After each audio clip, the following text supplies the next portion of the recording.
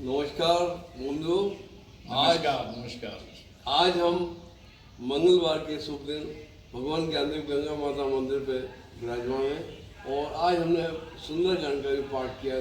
दिन बहुत अच्छा है। इसी दिन हम एक बहुत अहम विषय पर चर्चा करने जा रहे हैं जो पूरी दुनिया के मानव जाति के लिए बहुत ही इम्पोर्टेंट है, उनके स्वास्थ्य के लिए, उनके सुंदर भविष्य के लिए। वो है कि हम ओम की चेंटिंग कैसे करें। ओम एक ऐसा आध्यात्मिक शब्द है, ध्वनि है, जिसको हम जानते तो है लेकिन पहचानते नहीं है, उसके सही उच्चारण के बारे में नहीं जानते हैं। तो आज हमने इस पर चर्चा करने के लिए विशेष रूप से अपने ज्ञानी और योगी संत श्री आर के सिन्हा जी को आमंत्रित किया है। वो इस विषय के पे विशेष रूप से चर्चा करेंगे। मैं उनसे कुछ सवाल जवाब करूँगा, उसका वो जवाब देंगे और इसके बाद में मैं आप सब लोगों से भी निवेदन करूँगा कि अगर आपकी कोई क्वेरी है तो जब हमारी ये बात समाप्त हो जाए तो आप सीधे उनसे पूछ के अपने आप को संतुष्ट कीजिए और हमारा ये सबका मिलाओ जुलाओ मैसेज पूरी दुनिया में जाए, ये मेरी आज की कामना है। इन्हीं शब्दों के साथ मैं सिन्हा साहब का अभिवादन करता हूँ, उनका स्वागत करता हूँ हमारे सत्संग में। और सबसे पहले मैं आपसे ये पूछना चाहूँगा कि ये ओम का मतलब क्या है। इसके अलावा हम इसका सही मतलब नहीं जानते। ओम और ओमकार में अंतर क्या है और हम किस तरीके से इसको अपने जीवन में प्रयोग कर सकते हैं। धन्यवाद वर्मा साहब और धन्यवाद हमारे सभी बंधुगण, सभी उपस्थित लोगों को मैं सादर प्रणाम करता हूं। और प्रणाम करते हुए आज का जो टॉपिक जिसके लिए वर्मा साहब ने हमको बुलाया है, ये इतनी अहम टॉपिक है जिसका कोई वर्णन करने से परे है। ओम जो हम बोल देते हैं अक्सर, किसी भी मंत्र की शुरुआत में ओम लगा देते हैं और कहते हैं उसको ओम। थोड़ी सी कंफ्यूजन के चलते या अभ्रंश में हम लोग डूबते उतराते रहते हैं और जो इसका चैंटिंग का जो मिलना चाहिए बेसिक फायदा, उससे हम वंचित रह जाते हैं।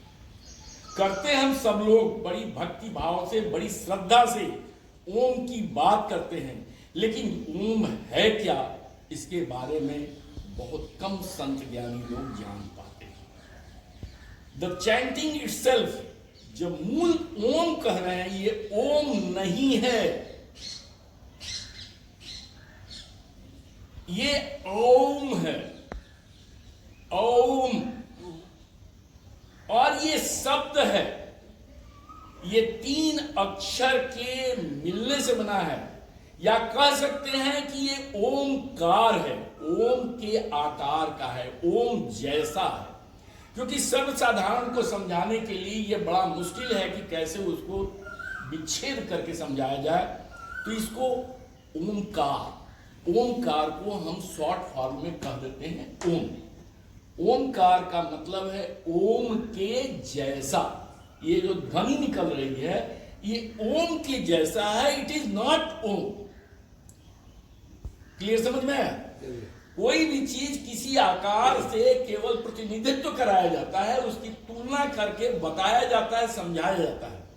तो ओमकार को ओम बोल करके हम इसको मैसेज देते हैं कि ये ओमकार जैसा, जैसा ओम में ध्वनि निकल रही है वैसा ही ये शब्द है। क्योंकि अ और उ मिलकर के ओ बनता है और मकार को यहां म कहते हैं, तो दोनों तीनों को मिला करके अक्षर हो जाता है ओ। लेकिन फैक्ट है कि ये ओम का। अब रही बात 3 अक्षर से मिलकर के बना हुआ, वो तीनों अक्षर भी इंडिपेंडेंट अक्षर नहीं है, वो भी प्रतिनिधित्व करते हैं। क्या प्रतिनिधित्व करते हैं?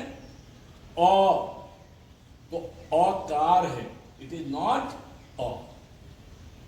उ, तो ये उकार है, उ के जैसा है, इट इज नॉट उ।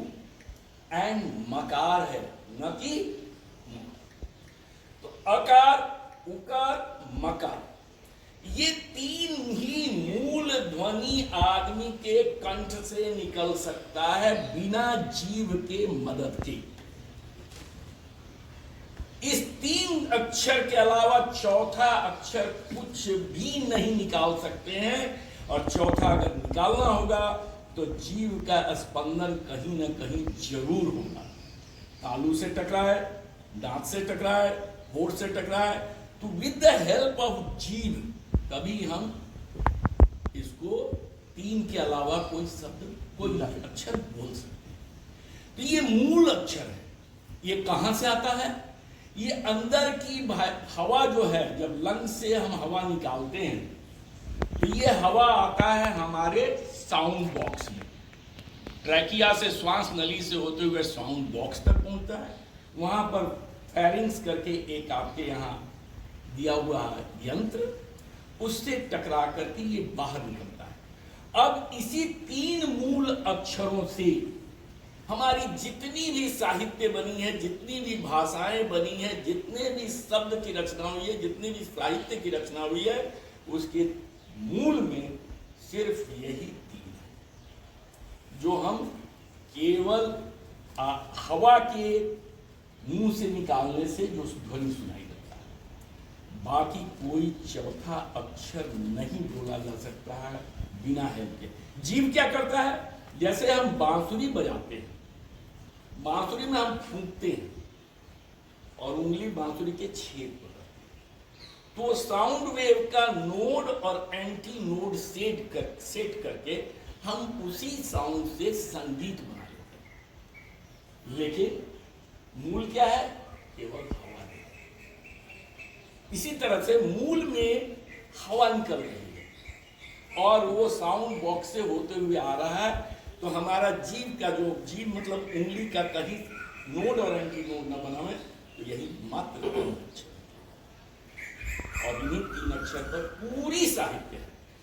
इसी तरह से अगर साधारण भाषा में हम समझाएं तो कंप्यूटर में भी जितना रंग बिरंग आप देख रहे हैं, हर प्रकार के रंग बन जाते हैं, वो मूल कंप्यूटर इंजीनियर ने तीन ही रंग का इस्तेमाल किया था।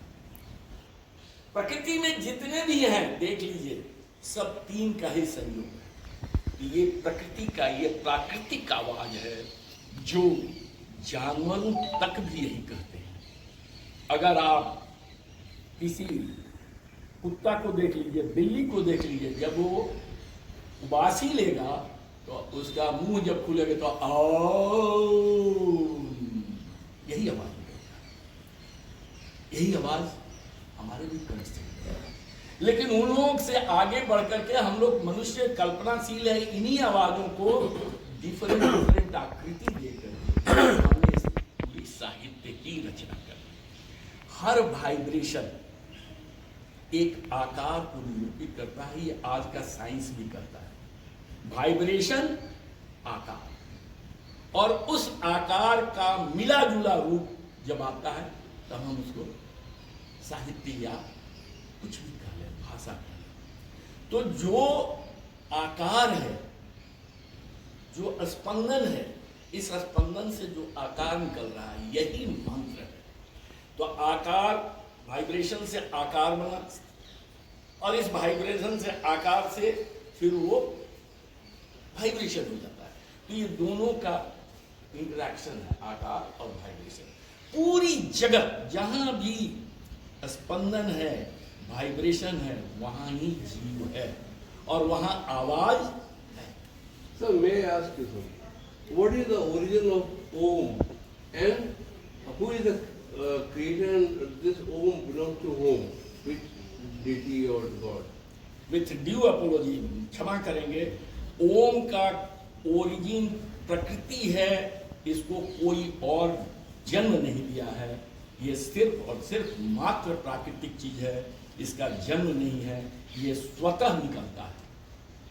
लेकिन पहली बार तो ये दुनिया कहां से, मैं इसका ओरिजिन पॉइंट पूछ रहा हूं। ओरिजिन पॉइंट क्या है? आपके अंदर बना हुआ है, आपके शरीर में अंदर है साउंड बॉक्स, और जो आप हवा निकलती है वो वहां से निकलती है, और वो अक्षर तीन अक्षर में है, वो आकार, उकार एंड मकार।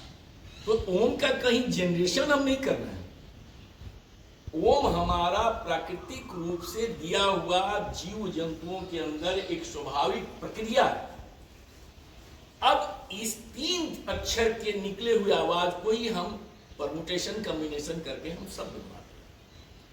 आगे इसके अलावा ये बताइए सर कि योगा में ओम का क्या महत्व है, हम how we can connect yoga with. Very correct, very correct. जैसा आप सभी लोगों को मालूम है, क्योंकि आप सभी लोग अपने अपने क्षेत्र के विद्वान हैं, मनुष्य के शरीर में 7 एनर्जी चक्र है,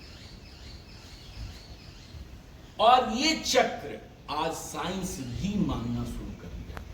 ये चक्र जो है, केंद्र बिंदु जो है, वहीं से ऊर्जा प्रवाहित होती है।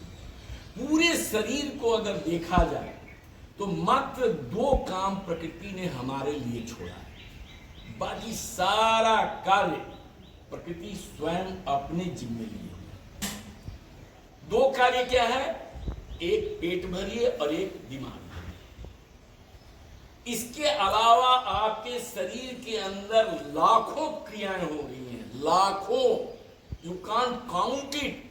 और सारी क्रियाएं प्राकृतिक रूप से हमारे शरीर के अंदर से ही वो सब मैनेज हो रही है। Every damn thing is being manage. कुछ ऐसा नहीं है जिसमें थोड़ा सा भी ऊपर नीचे हो। जैसे ही ऊपर नीचे होता है वैसे ही हम बीमार पड़ते हैं, कहीं ना कहीं गड़बड़ होती है। और ये ऊपर नीचे क्यों होता है? क्योंकि हम प्रकृति से दूर हो जाते हैं। प्रकृति से दूर कैसे होते हैं? तो 2 चीज से होते हैं, एक खाना से और दूसरा दिमाग के ऊपर से। ये 2 खाली बॉक्स हमको मिले हुए हैं। एक खाना वाला बॉक्स का तो आउटलेट भी है कि अगर गलत सलत खाते हैं तो कुछ समय के बाद अपना प्रभाव दे करके निकल भी जाएगा। लेकिन ये जो दिमाग दिया हुआ है, इसका कोई आउटलेट नहीं। इसमें जो कुछ भी डालते हैं, कचरा हो, बढ़िया हो, ये सब का सब यहीं पर रुक जाता है। अब इस दिमाग की सफाई हम कभी करते नहीं, और ये दिमाग में जहां एक बार कंसीव कर लिए गंदगी का, तो ये सवांग हमारी जो प्राकृतिक ऊर्जा है, जो हमारे केंद्र बिंदु है, ऊर्जा केंद्र बिंदु, वो वहां पर गड़बड़ होता है। इन्हीं को सुधारने के लिए हमको योगा में आना पड़ता है, अपने शरीर को अपने से जोड़ना पड़ता है। तो ये जो ओम है, ओमकार का अगर कहें, जो वर्मा साहब ने पूछा क्या चीज है, तो ओमकार 3 चक्रों को जागृत करता है। एनर्जी का इस शरीर में जहां से पूरी ऊर्जा निकल रही है, उस ऊर्जा से मेरा शरीर संपादित हो रहा है, हर कार्य हम कर रहे हैं। ये 3 केंद्र बिंदु को, जो वाइटल केंद्र बिंदु हैं, जिनसे हमारा शरीर चल रहा है, उसको ये एक्टिवेट करता है, इसको ये इनर्जाइज करता है, उसको वो अधिक से अधिक ऊर्जा देता है। तो ये जो तीनों लेटर हैं, ये जो तीनों अक्षर हैं, ये तीनों अक्षर से हम अपने 3 केंद्र बिंदुओं को हम एक्टिवेट करते हैं। और तीनों केंद्र बिंदुओं को एक्टिवेट करते हैं, मतलब कौन कौन केंद्र में कौन कौन अक्षर है? आकार, नॉट ऑफ, ऑफ के जैसा, उकार, नॉट ऊ के जैसा, एंड मकार, नॉट द एक्चुअल म के जैसा। और ये तीनों मिलकर के क्या बनते हैं? ओमकार, नॉट ओम, ओमकार। ओमकार, ओम के जैसा ये प्रतीत होता है, इट इज नॉट ओम। इसको जस्ट तुलनात्मक एक प्रतिनिधित्व कर देते हैं एक शब्द के साथ। तो ये 3 केंद्र बिंदु जो है, मूल है हमारे शरीर में, जो हमारे शरीर की समस्त ऊर्जाओं का संचालन करते हैं। वो है एक मणिपूरक चक्र, दूसरा अनाहत चक्र, और तीसरा विशुद्धि चक्र। अब ये 3 मूल कैसे हैं सातों में, इसकी चर्चा करें। और इसी तीनों चक्र को, ये जो ओमकार शब्द है, आकार, उकार, मकार, ये तीनों को एक्टिवेट कर देता है, तीनों को री एनर्जाइज कर देता है। तो हमारे जो दिमाग की गंदगी है, जो हम उल्टा पलटा विचारों से भरते हैं, जिससे हमको एंजाइटी होता है, स्ट्रेस होता है, बहुत सी गुस्सा आती है, किसी के ऊपर प्यार आता है तो भी पागलपन की तरह, तो ये दिमाग को कंट्रोल करता है। तो दिमाग में जो गंदगी भरी हुई है उस गंदगी को भी ये सही करता है, आपको स्ट्रेस से बाहर करेगा, आपको समस्त गंदगी से बाहर निकालेगा, ये जब एक्टिवेट कर देगा आपका केंद्र बिंदु। दूसरा है कि आपके भोजन से जो गंदगी आ रही है, क्योंकि दो ही प्रकृति ने आपके ऊपर छोड़ा है, एक दिमाग एक पेट, बाकी कोई एक्टिविटी, लाखों एक्टिविटीज आपके शरीर में चल रही है, nothing, you are not commanding any activity. सांस चल रही है तो चल रही है, धड़कन चल रही है तो चल रही है, 72 बार चल रहा है तो 72 बार चल रही है। अगर वो कम हो जाएगा तभी बीमार, ज्यादा हो जाएगा तभी बीमार। जिस सेल को जहां काम करना है वो कर रहा है। ट्रिलियंस एंड ट्रिलियंस सेल्स हमारे अंदर है, जो कि हर कोई न कोई एक सेल काम कर रहा है, कोई बैठा हुआ नहीं। हम बैठे हुए हो सकते हैं इन टोटलिटी, हमारे शरीर के सेल्स कोई नहीं बैठे हुए। पाचन क्रिया वाले सेल्स पाचन में लगे हुए हैं, श्वास वाली सेल श्वास में लगी हुई है, न्यूट्रिशन निकालने वाली सेल्स न्यूट्रिशन में लगी हुई है। तो ये सारी चीज जो मिसमैनेज्ड हो रहा है, ये हमारे हाथ में जो प्रकृति ने दे दिया दो चीज, ये बेटा दिमाग भी भरो और पेट। तो जो कचरा कचरा हम भर रहे हैं, इसको डस्टबिन बना करके, पेट तो कभी कभी साफ भी कर ले रहे हैं, उसमें रेचक हो जाता है, बहुत सी दवाइयाँ खा लेते हैं, इसका रेचक नहीं कर पाते। कहते जरूर हैं कि बहुत आसान तरीका है, किसी गलती हो तो किसी को माफ कर दो, अपनी गलती हो तो माफी मांग लो, और अगर किसी ने कुछ अच्छा किया है तो उसका आभार प्रकट करो, ताकि इसको कैरी ना करना पड़े। हम लोग लेकिन कैरी फॉरवर्ड करते हैं, केवल इसलिए कि जन्म से लेकर के आज तक जितने विचार हैं सब हैं, और ये इस तरह के जाल बना हुआ है, मकर जाल, कि आज की डेट में हर आदमी के दिल में 60,000 विचार 24 घंटा में तैर जाते हैं। हम लोग यहाँ चर्चा कर रहे हैं एक बहुत इंपॉर्टेंट शब्द पर, लेकिन सबके दिमाग में कुछ न कुछ और भी बातें चल रही हैं। घर पर क्या हो रहा है, बाहर क्या हो रहा है, कितना समय हो गया, बहुत देर से बैठे हुए हैं, थक गए, पैर दर्द कर, मतलब डिफरेंट है। लेकिन सरप्राइजिंग ये है कि जब इसको टेस्ट किया गया साइकोलॉजिस्ट द्वारा, तो ये देखा गया कि 98% विचार रिपीटिटिव हो, जो कल सोच रहे थे वही आज भी सोचे, जो परसों सोचे थे वही सोचे। मतलब उसमें केवल 2% लगभग ही हमारे नए विचार आते हैं, बाकी सब पुराने चलते रहते हैं। और यही पुराने विचार जब अनसॉल्व रह जाते हैं तो हमको स्ट्रेस। तो इन विचारों से मुक्ति कैसे मिलेगी? यही आपको ओमकार चैंटिंग से, यहीं पर आकर के इसको री एनर्जाइज करना है आपको, सेंटर पॉइंट को। कैसे करेंगे, आपका अगला क्वेश्चन यही होगा, कैसे करता है, how it is effective to reenergise our centre points.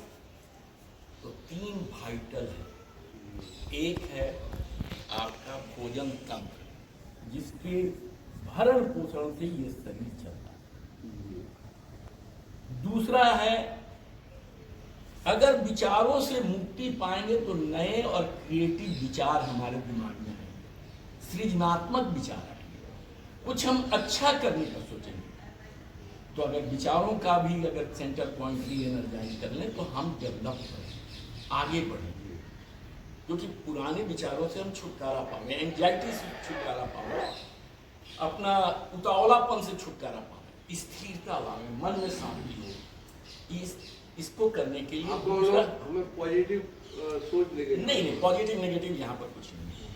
It is nothing help with positive and negative. यहाँ पर है कि जो विचार जहाँ से जनरेट होता है उस विचार पर नियंत्रण पाना है, नियंत्रण पाना है, उसको री एनर्जाइज करना है, उसको एनर्जी देना है। तो बाकी जो चीज गंदे हैं वो छल जाएंगे और जो अच्छे विचार बन जाएंगे।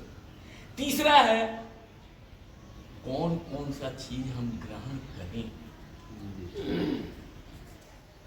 जिसका कि सेंटर पॉइंट अलग है। और इसी चक्र को उपयोग करके हमारे भोले शंकर शंभु जो जगदीश की उपाधि पाए, महादेव की उपाधि पाए, हलाहल से पूरी सृष्टि को बचा लिए और यहीं पर आकर के उन्होंने इस छलनी का काम किया था। तो अब तीनों चक्र कौन कौन है जो ओंकार से होता है? जैसे तीन के अलावा और चौथा चक्र नहीं, से प्रभावित तीन प्रभावित डालते हैं हमारे डे टू डे एक्टिविटीज पर। इन्हीं तीनों को अगर मूल जो है, ये तीन मूल है, बाकी सब इन्हीं तीनों का आउटकम है, भ्रांतियां हैं। जैसे मूलाधार का बात कीजिए, 99% आदमी मूलाधार में जीता है, लेकिन कब? जब दिमाग में केवल वही अटक जाए। तो अगर दिमाग हम दुरुस्त कर लें, तो अटकेगा ही नहीं। अगर भरण पोषण ठीक हो जाए, अगर अन्न ठीक हो जाए तो मन ठीक हो जाएगा, और जब मन ठीक हो जाए तो इंद्रियां ठीक हो जाएंगी। तो ये और विशुद्धि क्या हमें लेना है, क्या छोड़ देना है, क्या फेंक देना है, तो ये तीसरा चीज है। तो ये तीन मूल चक्र हैं, कौन कौन? मणिपूरक, अनाहत एंड विशुद्धि। ये तीन मूल है। आज्ञा उसके बाद आती है, जब हमारा सब कुछ सही हो जाता है तब आज्ञा चक्र पर हम पहुंचते हैं।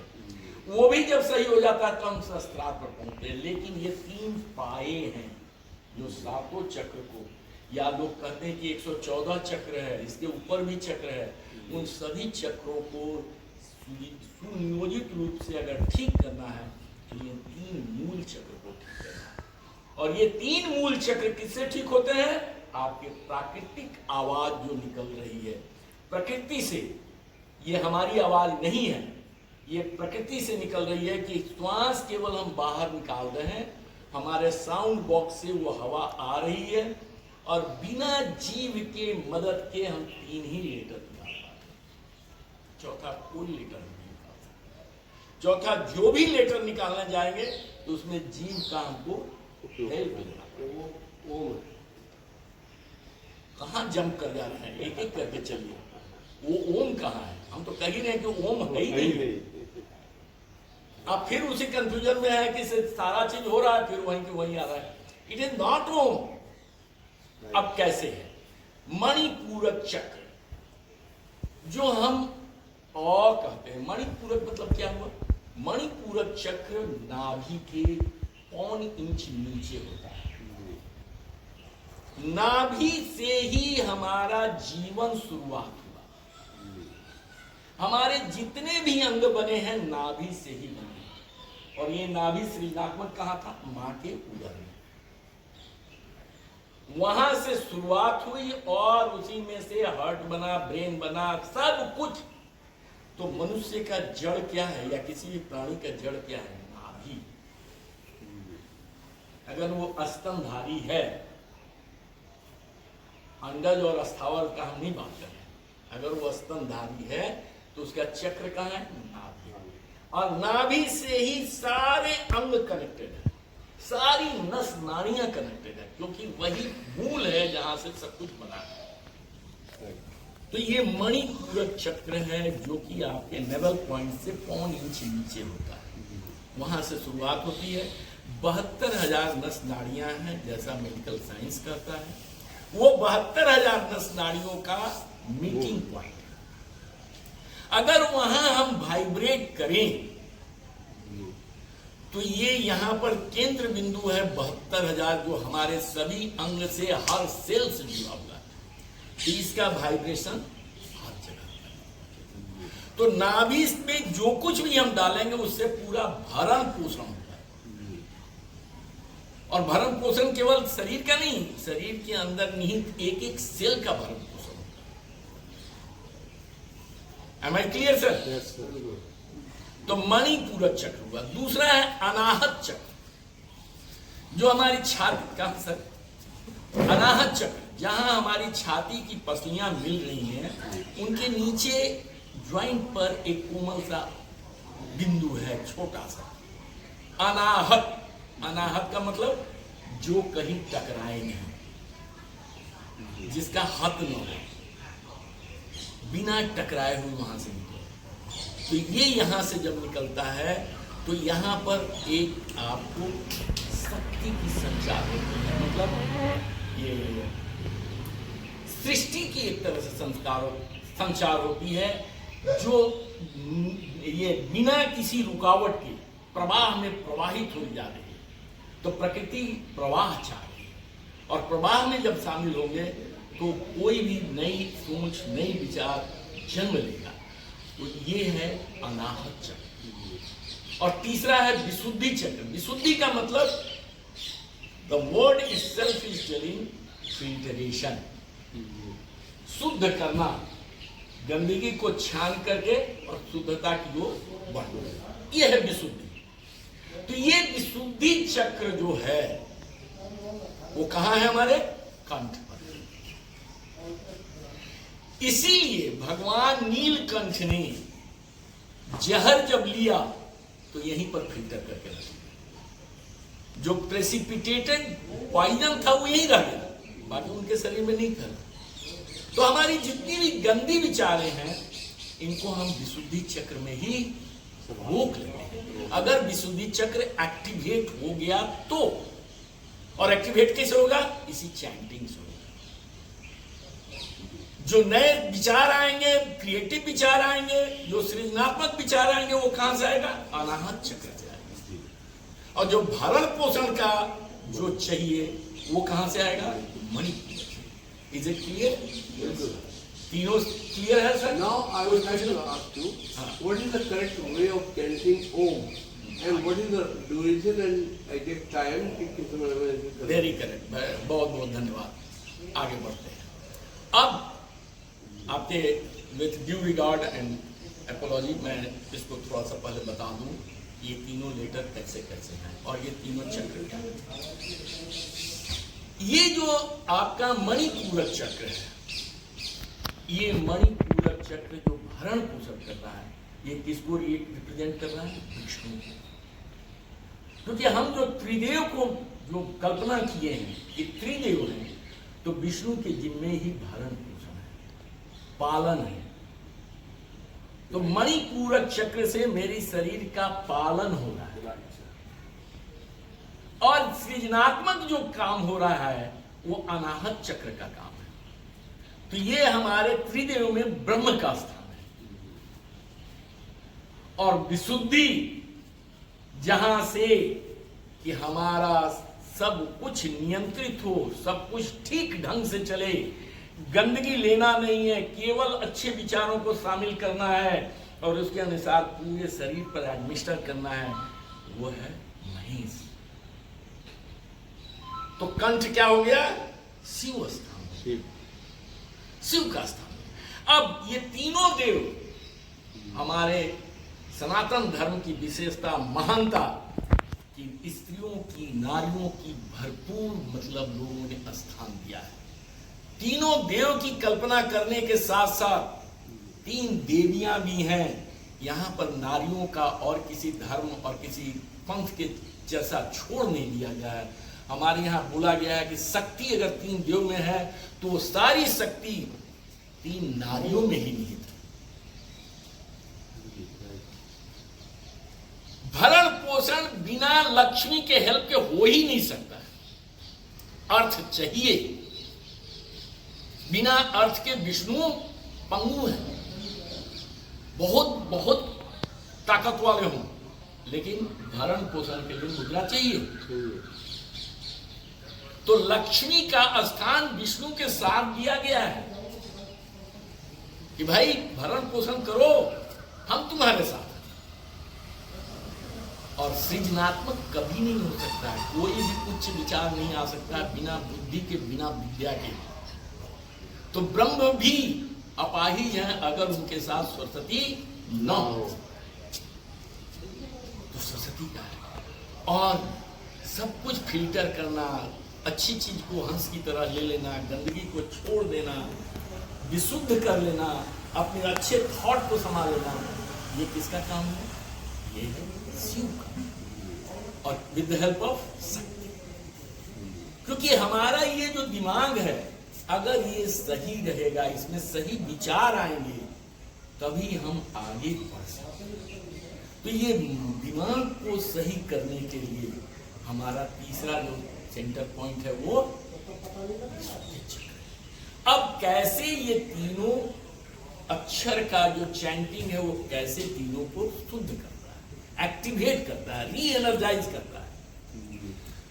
आप जो भी ओम की चैंटिंग हम लोग करते हैं, हम लोग बहुत गलत ढंग से ओम बोल जाते हैं।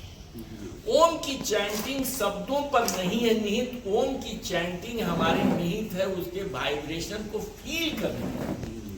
तो हम जो कुछ भी ओम में बोलते हैं हमको अनुभव करना है कि वाइब्रेशन कहाँ है। तो ओमकार की जब चैंटिंग हम करते हैं तो ये नाभि के 1 इंच नीचे से शुरू होकर के नासिका के अग्रभाग तक वाइब्रेशन का एक वेव चलता है। और इसको चैंट करने का मतलब कतई नहीं है कि आप इस पर ध्यान दें कि क्या चैंट कर रहे हैं। ध्यान देना है कि हमारी जो वेव फ्रीक्वेंसी यहां से चली सो उठते हुए यहां तक आ जाए। और इसको अभ्यास करने के लिए आपको अलग अलग अक्षरों का अभ्यास करना होगा। मुंह जब पूरा खुला रहता है तो शब्द निकलेगा, अक्षर निकलेगा सो आ।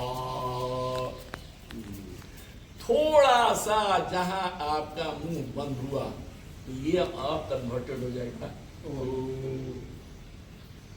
आज जब होठ बंद हो गया तो ये क्या कन्वर्ट हो जाएगा। तो शब्द क्या है सर, आओ। इट इज आओ, है ना। तो आप इसका अभ्यास जब भी करें तो पहले अ का चैंटिंग कर लें।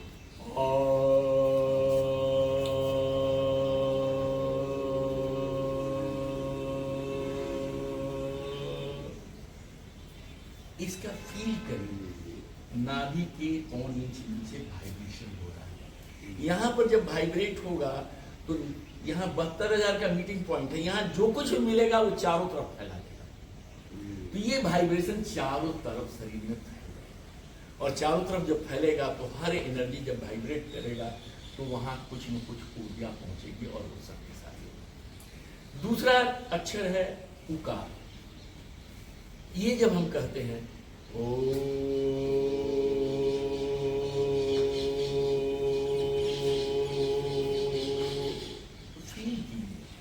यहाँ जो अनाहत चक्र है यहाँ पर आ रहा है। अनाहत चक्र का काम क्या है, ये ऐसे फैलाएगा हॉरिजॉन्टली वाइब्रेशन। अगर आपका इसमें जब दक्ष हो जाइएगा, फीलिंग में दक्ष हो जाइएगा तो ये एनर्जी फैलते हुए ऊपर जाएगा, मतलब सृजनात्मक बुद्धि देगा। और तीसरा है ये कहाँ आएगा, यहाँ पर आएगा और यहाँ से उठती हुई वाइब्रेशन ऊपर पूरा घूमेगा। तो आपको यहाँ पर जितने भी गंदे विचार हैं वो फिल्टर होते जाएंगे। तो आपका दिमाग जो है वो गंदगी से खाली होगा। एक साथ मिला के कैसे बोलेंगे? हाँ, अब हम लोग चैंटिंग ऑफ ओमकार पर आ जाएंगे। मैं 1-2 बार कर लेता हूँ, उसके बाद हम लोग सब लोग मिल करके करेंगे। क्योंकि मिल करके करने में क्या है कि उसका वाइब्रेशन हम लोग को सबको फील होता है और आवाज गूंजती है। सो पहले मैं कर देता हूँ एक लंबी गहरी सांस, डीप ब्रीदिंग मैं कर देता हूँ, उसके बाद आप लोग हमारे साथ साथ करेंगे। थोड़ा सा पॉज, शरीर को स्थिर करते हुए मुंह खोलना है और मैं करता हूँ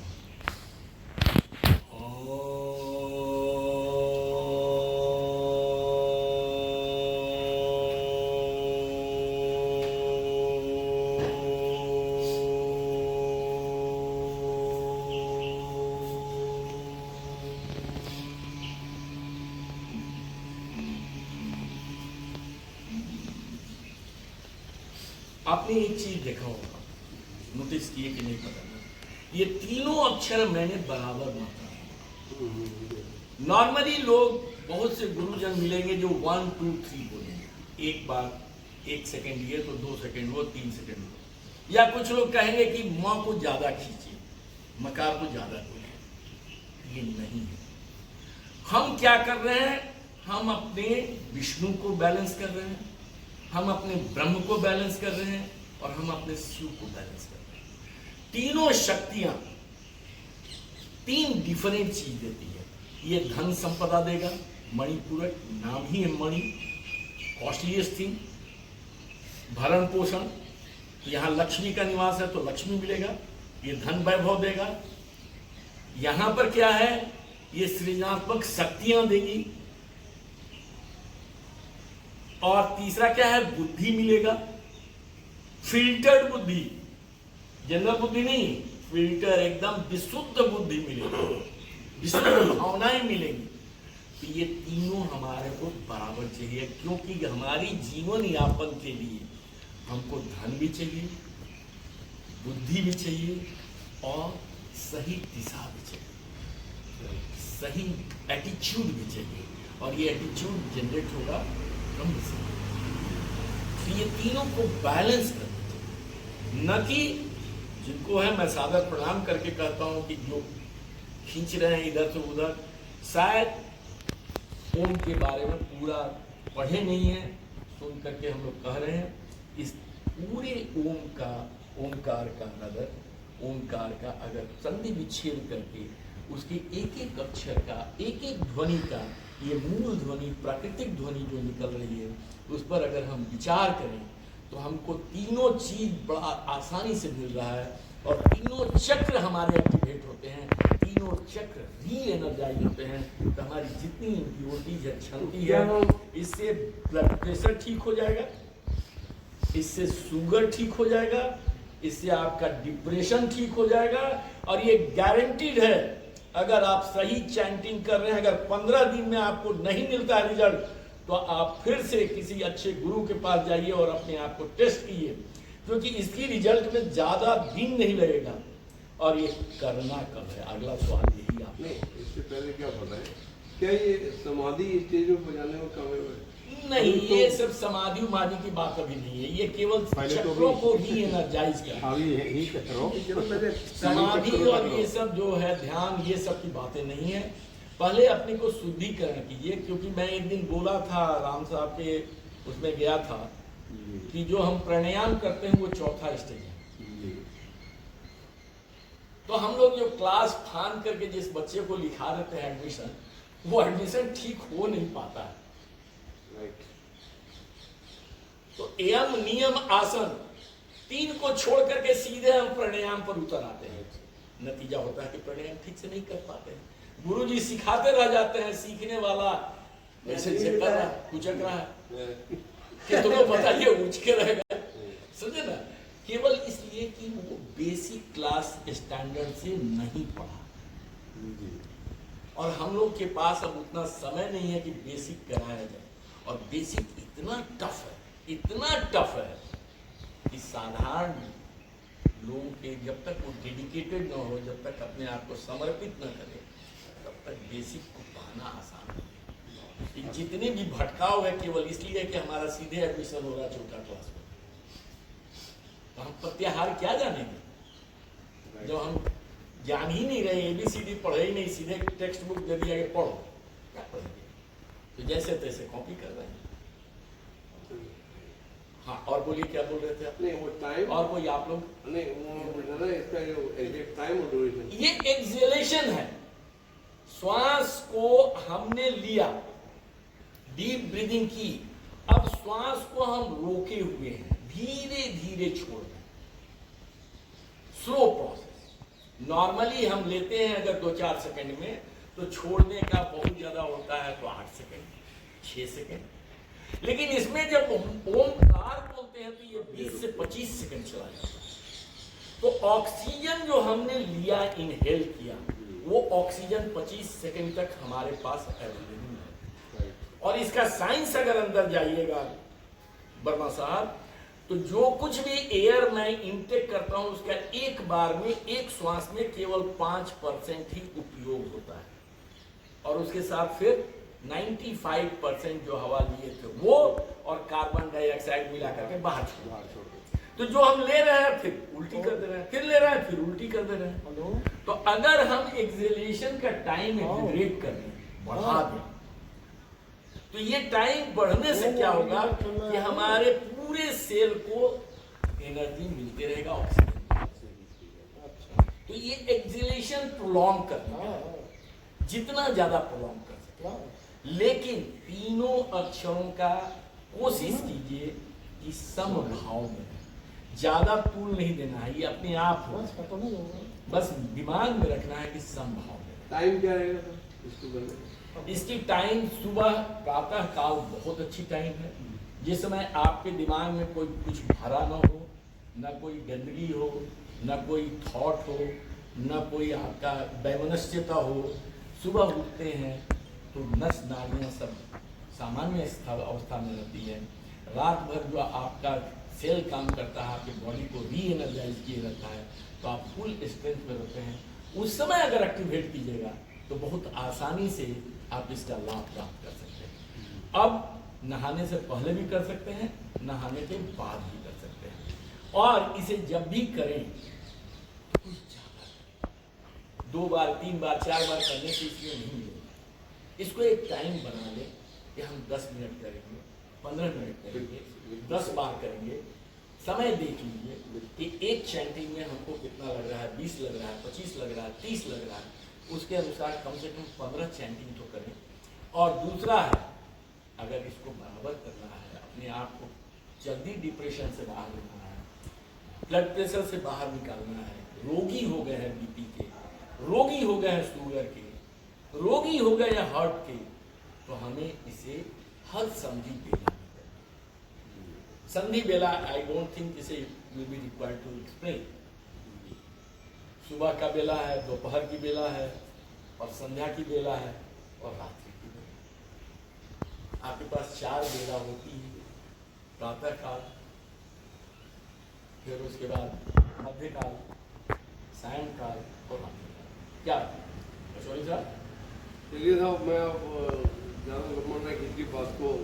आप लोगों को कोई अगर आप लोगों को काम क्वेश्चन हो तो साहब पूछिए, बात करना है, कोई क्वेश्चन हो करनी हो तो। कोई भी सर कुछ। एक्चुअली सर जो हम ओमकार का जो उच्चारण करते हैं, हम इन चीज़ों पे ध्यान ही कहाँ देते हैं। जो ध्यान देना चाहिए वो तो हम देते नहीं, हम तो करने लगते हैं। और जो जैसे चाहता है वैसे करता है, कोई अपने मुख खोलता है, कोई औ कहता है, कोई उफ कहता है, और हम सीधे सीधे ओम का कहते हैं। और वो एक्चुअली हम लोग उस तरह से करते ही नहीं उसको, जो उसका हमको भरपूर लाभ मिले। लेकिन ये जरूर है कि जो हम करते हैं उसका लाभ हमें मिलता है, लेकिन वो कम मिलता है। लेकिन जब वो सही विधि से अगर करेंगे तो लाभ ज़्यादा मिलेगा। तो हम लोग कोशिश तो करना चाहिए। ऐसी बात नहीं, जो आपने बताया है वो 100%। सर ये तीनों तभी एक्टिवेट होगा जब 100% तीनों की वाइब्रेशन हम अनुभव करेंगे। अगर अनुभव नहीं कर रहे हैं, केवल बोल रहे हैं, तो हम ऐसा ही हुआ कि आंख बंद करके बजाना हमारा। इसको अनुभव करना है और तीनों शक्तियों को जागृत करना है। हृदय का काम बंद कर देता है। हाँ, अधिकतर हृदय के काम बंद कर लेते हैं। इसमें जहां करेंगे विशुद्धि चक्र हमारी सारी इरिटेशन को छान करके बाहर कर देगी। और जितना भी हम लोग जो टेंशन में जो हम पल करके आज बढ़ा रहे हैं, अपना ट्राइग्लिसराइड बढ़ा रहे हैं, अपना ये बढ़ा रहे हैं, ब्लड को गाढ़ा कर रहे हैं, हार्मोनल डिस्टर्बेंस हो रहा है, ये पूरी बॉडी अलाइन हो जाएगी। अगर मंत्र है सर जी, मंत्र तो बिल्कुल मंत्र जो कह रहे हैं, मंत्र का वाइब्रेशन ही मंत्र है। है। और सभी मंत्रों के पहले ओम का जाप सबको ही बोला है कि कीजिए। हर मंत्र ओम से प्री प्रिपरेशन से, उसके बगैर कुछ हो ही मतलब नहीं सकता। प्रिपरेशन है, पहले फाउंडेशन बनाइए ओमकार करके, और वहीं से चलता है। क्योंकि मंत्र और यंत्र तंत्र ये तीनों आपके ध्वनि के वाइब्रेशन यही है। ध्वनि का वाइब्रेशन अगर ऑसिलोस्कोप पर देखिएगा तो देयर विल बी एन आकार वाइब्रेट करेगा, उसका एम्पलीट्यूड और फ्रीक्वेंसी दोनों मिलाइएगा तो ये वाइब्रेशन एक आकार बनाएगा। इस आकार को ही हम कहते हैं मंत्र। तो जो मंत्र बनता है वो भी वाइब्रेशन से ही बनता है, और इनको दोनों को मिला करके जो बनता है वही तंत्र होता है। और पटेल साहब, आपको कोई अच्छा, टाइम का वो बोलने का क्या सही तरीका है?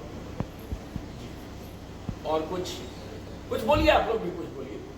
निचौली साहब बोले क्या साहब, आपने तीनों चक्र की जो व्याख्या की है वो अपने आप में एक मतलब जितनी उसकी तारीफ की जाए वो मतलब कम है। उसको अगर हम इतना अमल कर सके तो लाभ प्राप्त होगा। चलिए, आज हम रोजाना प्राणायाम करते हैं लेकिन वो प्राणायाम का लाभ बहुत उठाने के लिए सिंपल वे में, हम बेसिक एक्सरसाइज नहीं करते हैं। बहुत सिंपल वे में चक्र भेदन सब कोई बोलता है, बिल्कुल बोलता है। लेकिन उल्टा पलटा से शुरू करते हैं। बिल्कुल। सब लोग मूलाधार से शुरू करने के लिए हाँ, बोलते हैं। बिल्कुल सही बात, राइट। ये 3 सूत्र, ये 3 चाबियां अगर आपके पास हैं तो आपके 7 चक्र आप खोल सकते हैं। हम उस स्टेज पे पहले ही चक्कर का नहीं करते हैं। क्या बता दें? हाँ, एक बार नहीं, हम लोग सब कुछ करें, हम लोग सब पता नहीं चल पाएगा ना, आप एक बार कर दो फिर हाँ, चल सकते हैं। एक बार ओम को चलो। जब भी उच्चारण करना शुरू करें पहले deep breathing, inhalation, exhalation. Deep breathing ही सारे ये जो है प्राणायाम का मूल मंत्र है। वो सब जो वो लेंगे हम उसी में तो हमारी जो आएगी आती है आप वो जो भी है, शरीर को घुमाएंगे। अगर आप नहीं करते हैं, श्वास रोकते नहीं है, छोड़ते नहीं है, हाँ। फलाना दिमाग, तो सिर्फ कीजिए डीप ब्रीदिंग। Yes sir. अगर आप गहरा लेते हैं और गहरा छोड़ते हैं और उसको अगर नोट करें मिनट में 10 से 12 बार तक अगर आप 1 मिनट में श्वास ले रहे हैं तो आप समझिए कि आप बहुत से रोगों से अपने आप को निजात कर लेंगे। कोई जरूरत नहीं है बैठ करके ऊपर नीचे करते रहिए, क्योंकि ये डीप ब्रीदिंग आपके अंदर है नहीं, जो बचपन में आपने लिया था। जब आप छोटे थे तो डीप ब्रीदिंग लेते थे। डीप ब्रीदिंग क्यों लेते थे? क्योंकि उस समय थॉट ही नहीं था, बचपन में विचार ही नहीं था। वो तो जो देखा वहीं से विचार जन्म लिया। तो एक बच्चे को कोई विचार नहीं है, एक चीज जो मिला उसी में खुश हो गया, वो दूसरा कोई कल्पना ही नहीं करता है। धीरे धीरे जैसे जैसे एक्सपोज होते गए उसके विचार बढ़ते गए। किसी से प्रेम हुआ, किसी से गुस्सा हुआ, किसी से नफरत हुआ, उसके विचार बढ़ते चले गए। और ये जो ब्रीदिंग है, ये जो डीप ब्रीथ था, जिससे वो एनर्जाइज था कि कूद रहा है, गिर रहा है, उठ रहा है, बैठ रहा है, उसको कोई परवाह नहीं। हम और आप एक बार में गिर करके दोबारा नहीं उठ सकते, लेकिन उसमें कहीं नहीं था। वो फुल्ली एनर्जाइज था, केवल इसलिए कि उसका विचार था ही नहीं, तो शांत क्या क्या। सही बात है। विधि जो है और सही नहीं इसीलिए है। उसका श्वास डीप चलता। जैसे जैसे हमारे अंदर विचार आते चले गए, हमारी ब्रीदिंग जो है सैलो होते होते आज ऐसा सैलो हो गया है कि हमको पता ही नहीं चलता कि श्वास ले रहे कि नहीं ले रहे। पता कब चलता है? जब श्वास रुक गया तो डॉक्टर कहता है कि गए। उससे पहले पता ही नहीं लगता है कि श्वास कहाँ है। तो अगर वो चीज है, विचार बढ़ने से श्वास की घट रही है, तो हम उल्टा अगर पकड़े कि अगर श्वास की लेंथ को ठीक कर दें तो विचार घट जाए। Right sir. तो प्राणायाम यही है कि श्वास की लेंथ को बढ़ा दीजिए। मतलब हम लोग अब पूंछ पकड़ करके चले, हम लोग तो बर्बाद कर दिए अपने आप को, विचारों के जाल में फंस करके श्वास भूल गए। अब श्वास को पकड़ लीजिए, श्वास को पकड़ करके जैसे ही पकड़िएगा, डीप श्वास लेना शुरू कर दीजिएगा, वैसे ही आपके विचार कम होते जाएंगे। और जितना भी क्लास में पढ़ना है, कोई लेक्चर सुनना है, कोई लेक्चर देना है, आप डीप ब्रीदिंग लेकर के देखिए, आपका जो मेंटल फ्रीक्वेंसी है जो हाई रहता है वो आपका मॉडरेट हो जाएगा। और जैसे ही मॉडरेट हो जाएगा तो जो सुनिएगा याद रहेगा, जो कहिएगा उसमें बदन और जबान नहीं लड़खड़ाएगा। आप फ्रीली बोल सकते हैं, फ्रीली सुन सकते हैं और आपको हमेशा के लिए वो याद हो जाएगा। तो क्लास में जैसे ये लोग बच्चे जा रहे हैं, बच्चों को भी क्लास में घुसने से पहले कम से कम 4 से 5 बार डीप ब्रीदिंग ले लें। Then they should start reading, then they should start listening of the lesson. इनों का जो विचार है, जैसे ही फ्रीक्वेंसी डाउन होगा तो इनका ग्रास्पिंग पावर होगा। तो विचारों को ठीक करने के लिए श्वास को ही हमको लेना है, और ये जब बार बार लेते रहेंगे तो ये हमारी आदत में शामिल हो जाएगा, और फिर हमको सोते उठते जाते करते सब हो जाएगी। इस आदत में डालना, आगे बढ़ना। चलिए अब मैं थोड़ा सा श्वास को नियंत्रित करके मैं ओम बोलूँ।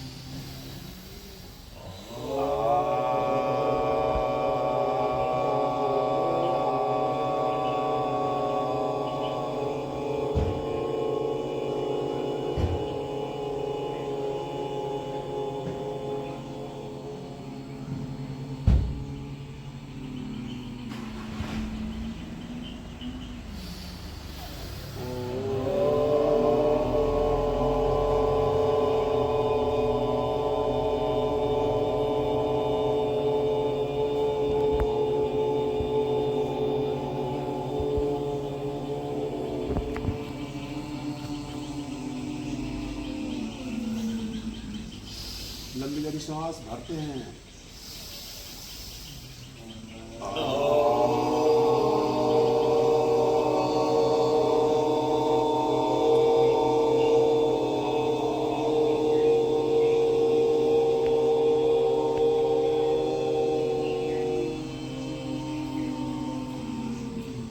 जय श्री राम। बहुत बढ़िया सर, बहुत बढ़िया।